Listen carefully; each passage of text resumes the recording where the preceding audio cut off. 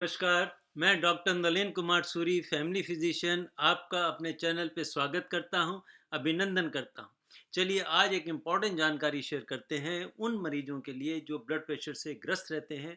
उन्हें दवाई का सेवन किस समय करना चाहिए, ये एक इम्पॉर्टेंट बात है। तो चलिए शुरू करते हैं। देखिए, पूरे दिन में एक जैसा ब्लड प्रेशर नहीं बना रहता। ये तराजू नहीं है कि बिल्कुल फिक्स पूरे दिन में एक जैसा ब्लड प्रेशर बना रहे। सिस्टोलिक ब्लड प्रेशर तो चेंज होता रहता है, डायस्टोलिक ब्लड प्रेशर में भी चेंजेस आते हैं। और देखिए, अब बात करते हैं कि देखिए पूरे दिन में सुबह के समय कुछ लोगों का ब्लड प्रेशर बढ़ा हुआ मिलता है, किन्हीं का ब्लड प्रेशर दोपहर को ज़्यादा होता है, कुछ व्यक्तियों का ब्लड प्रेशर शाम के समय ज़्यादा मिलता है, और बहुत सारे ऐसे लोग हैं जिनका रात के समय भी ब्लड प्रेशर ज़्यादा मिला करता है।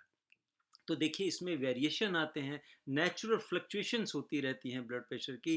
तो हमें किस समय दवाई खानी है, तो ये जांचने के लिए आपको पूरे दिन में रीडिंग लेनी होती है डिफरेंट समय में। और डिफरेंट दिनों में भी अगर आप लगातार ब्लड प्रेशर की रीडिंग लेते रहेंगे तो आपको पता लग जाएगा कि दवाई हमें कब खानी है। और जो व्यक्ति ऑलरेडी दवाई खा रहे हैं वो भी डिसाइड कर सकते हैं कि क्या वो सही समय पे दवाई खाई जा रही है या उन्हें अपने दवाई का समय चेंज करना होता है। एकदम दवाई बंद नहीं करनी होती, ये डॉक्टर डिसाइड करते हैं कि आपको दवाई ये बंद करनी है या इसका वेरिएशन टाइम का कैसे करना होता है।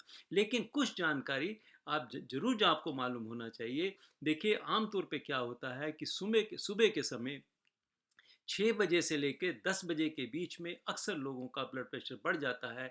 कारण क्या है कि उन्हें अब नया एक दिन उनके सामने फेस करना होता है जिसमें बहुत सारी टेंशन्स होती हो सकती हैं, बहुत सारे काम हैं जिन्हें उन्हें निपटाना होता है। पता नहीं वो काम पूरे होंगे या नहीं होंगे, या और बहुत सारी ऐसी विचार दिमाग में चलते रहते हैं जिससे ब्लड प्रेशर उस दिन के लिए जो उठते हैं जब उनको वो ब्लड प्रेशर बढ़ा हुआ ही मिलता है। और लगातार अगर ऐसा अगर मिलता रहता है तो फिर उन्हें सुबह के समय दवाई खानी होती है। होता क्या है कि सुबह के समय सिंपैथेटिक नर्वस सिस्टम जो है ये ज़्यादा एक्टिव हो जाता है, कॉर्टिसोल लेवल उनका काफ़ी बढ़ा हुआ मिलता है। तो ऐसे व्यक्तियों को सुबह के समय दवाई लेना ज़्यादा अच्छा होता है। फिर देखिए, दोपहर के समय भी ब्लड प्रेशर का लेवल वही बना रहता है, क्योंकि उसमें भी उन्हें बहुत ज़्यादा भाग दौड़ करनी होती है, बहुत ज़्यादा काम करने होते हैं। तो दोपहर के समय भी कुछ व्यक्तियों का ब्लड प्रेशर दोपहर के समय ज़्यादा शूट कर जाता है।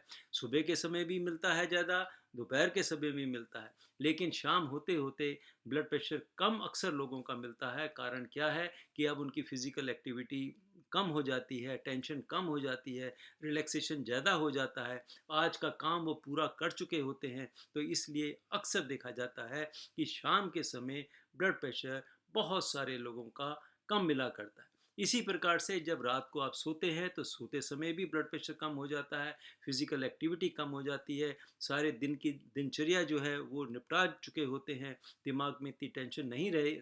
आमतौर पे जो ये रीडिंग होती है ब्लड प्रेशर की 10 से 20% तक डाउन मिलती है।